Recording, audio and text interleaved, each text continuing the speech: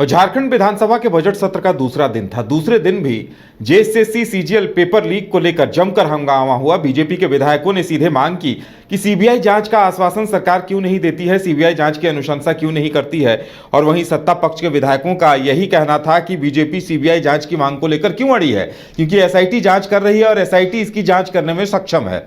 लेकिन विधायकों का यह कहना था कि जब तक सीबीआई जांच नहीं होगी, कौन कौन कसूरवार है और कहां से गड़बड़ी हुई है, एक ब्लैकलिस्टेड एजेंसी को कैसे यह काम दिया गया परीक्षा लेने का, इसे बिना सीबीआई जांच के नहीं पता किया जा सकता है। इस बात को लेकर बीजेपी के विधायक लगातार सदन के बाहर भी और सदन के अंदर भी हंगामा करते रहे।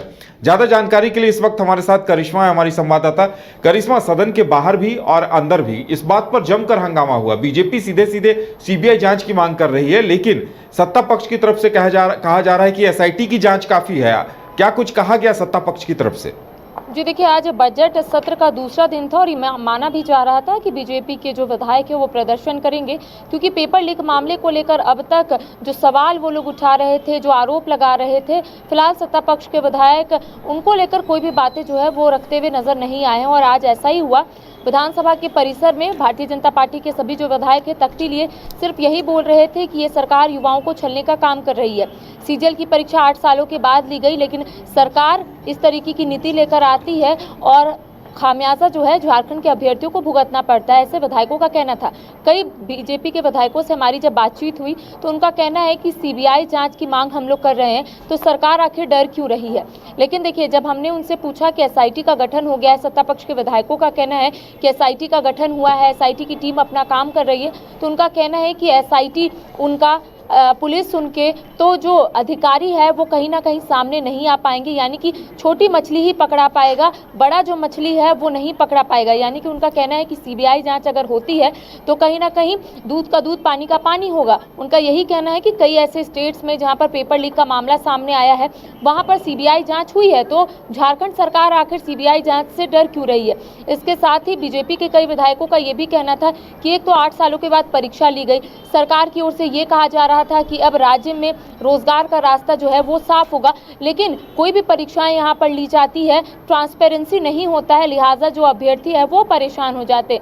दूसरी ओर सत्ता पक्ष के जो विधायक है जामताड़ा से इरफान अंसारी, उन्होंने स्पष्ट रूप से यही कहा कि मैं खुद मुख्यमंत्री चंपई सोरेन के पास गया था और उनसे अनुरोध भी किया हूं कि दोबारा परीक्षा हो, ताकि जो अभ्यर्थी आस लगाए बैठे हैं, जो उम्मीद लगाए बैठे हैं, वो उम्मीद उनकी पूरी हो जाए। तो कह सकते हैं आज इसी को लेकर वेल में भी कई जो बीजेपी के विधायक है वो पहुंच गए थे और उनका यही कहना था कि सरकार पहले बताए कि सरकार युवाओं के लिए क्या कर रही है। इसके साथ ही कई ऐसे बीजेपी के विधायक हैं, उन्होंने कई सवाल उठाए हैं कि सरकार जब सत्ता में आई थी तो 5 लाख नौकरियां देने का वादा की थी, आखिर 5 लाख नौकरियां कहाँ है। इसके साथ ही उन्होंने आरोप लगाया कि अगर सत्ता पक्ष के विधायकों से हम पूछते हैं तो उनका कहना होता है कि आप लोगों ने क्या किया। तो इनका कहना है कि जब ये सत्ता में है तो इन लोगों को बताना चाहिए। साथ ही बीजेपी के विधायकों ने ये कहा कि जब राज्य में बीजेपी की सरकार हुआ करती थी, डबल इंजन की सरकार हुआ करती थी, तो इस राज्य में युवा जो है काफ़ी खुश रहते थे। हर बार यहाँ पर नियुक्तियों का रास्ता या फिर रोजगार का रास्ता जो है वो खुलता हुआ नजर आता था और झारखंड के युवा काफ़ी खुश रहते थे। तो कह सकते हैं आज इसी को लेकर आरोप प्रत्यारोप का सिलसिला भी इस बीच तेज हो गया था कि दोनों पक्ष आपस में भिड़े हुए हैं सीबीआई जांच को लेकर, लेकिन सदन में चर्चा इस बात पर होनी चाहिए कि 8 साल में सीजीएल की परीक्षा हुई और वो इस तरह से विवादों की पेपर लीक की भेंट चढ़ गई, तो उसका समाधान क्या होगा? क्या इस पे कोई सार्थक चर्चा हुई क्या? जी देखिए, अंबा प्रसाद जो बड़का गांव की विधायक है वो हमेशा से ही युवाओं को लेकर अपनी बात को रखती हुई नजर आती है। आज जब मैं बड़का गांव विधायक अंबा प्रसाद का बयान जरूर आपको बताऊंगी, लेकिन उससे पहले आप कांग्रेस के उमा शंकर अकेला का भी बयान सुना होगा। उनका स्पष्ट रूप से यही कहना था कि राज्य में सरकार परेशान है, राज्य में सरकार स्टेबल नहीं है। इसके साथ ही उनका ये भी कहना था कि विधायक परेशान है तो युवा परेशान क्यों नहीं रहेंगे, उनको भी परेशान रहना होगा।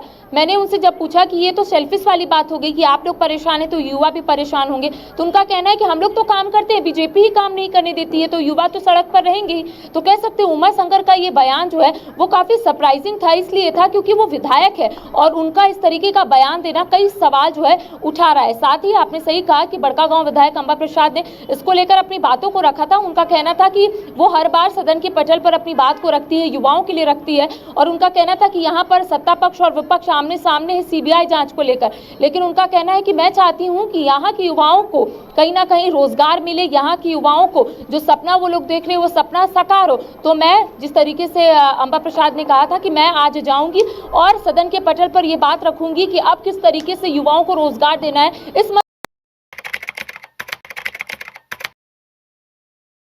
संगीत जीता है वहां जहां सुख, शांति और लक्ष्मी का वास हो।